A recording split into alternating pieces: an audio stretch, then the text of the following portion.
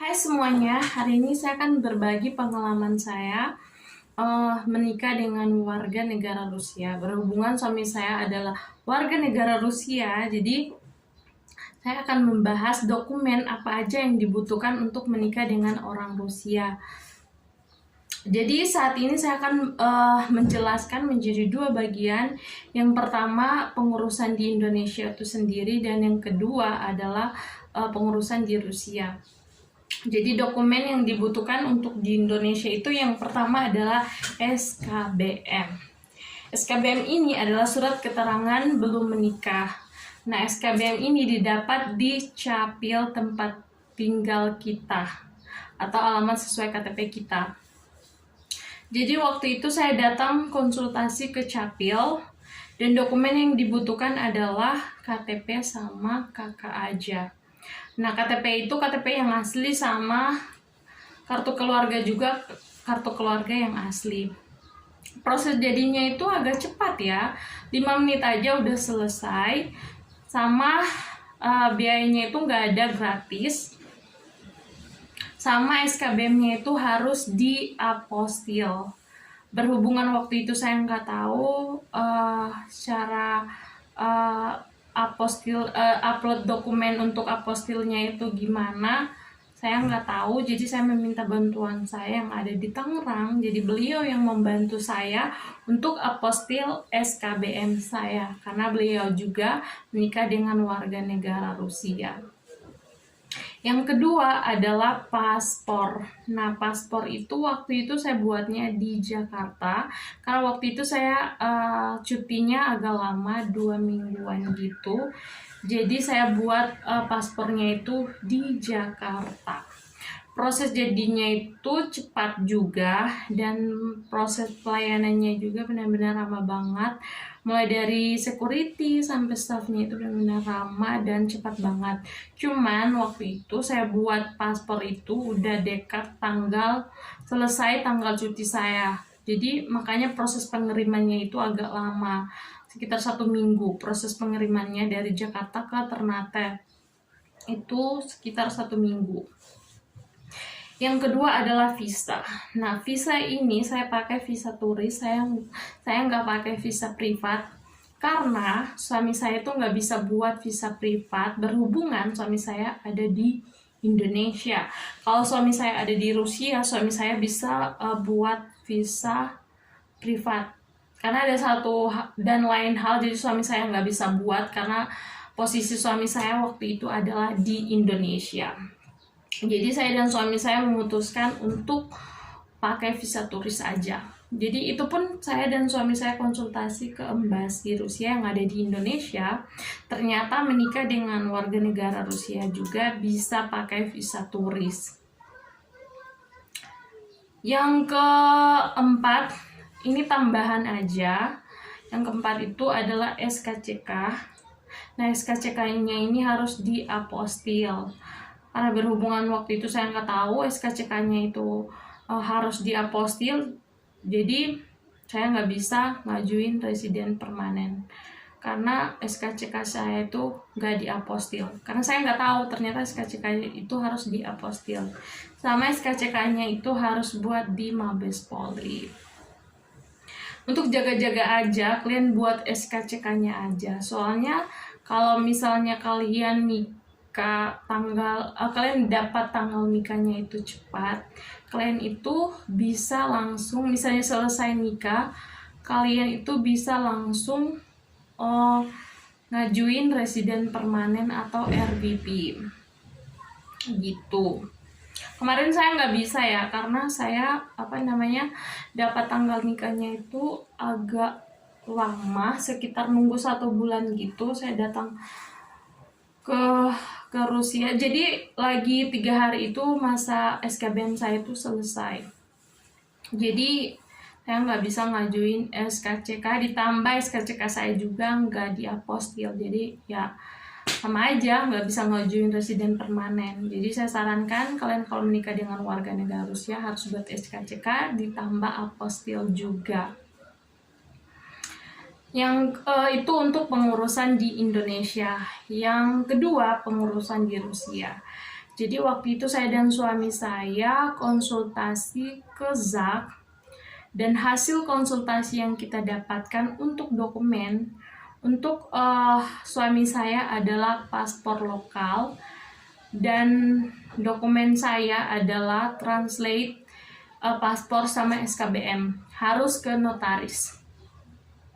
Jadi selesai saya dan suami konsultasi ke ZAK, kami langsung pergi ke notaris untuk translate dokumen saya, yaitu SKBM sama paspor. Jadi waktu itu biayanya itu 200.000 rubel atau sekitar 400.000 rupiah lah gitu. Proses jadinya 3 hari aja, agak cepat ya. Jadi setelah dokumen terjemahan dari notaris kami udah dapat, saya dan suami saya langsung kembali ke ZAK. Ternyata dokumen saya itu ditolak, gak diterima, karena SKBM saya itu ada tanggal expire-nya.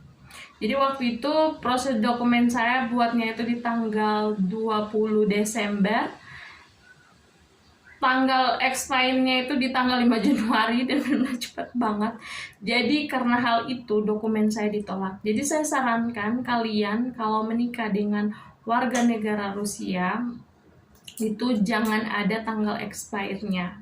Karena di Rusia itu dokumen SKBM-nya itu berlaku 3 bulan. Jadi jangan sampai ada tanggal expire-nya seperti SKBM saya, karena itu ditolak.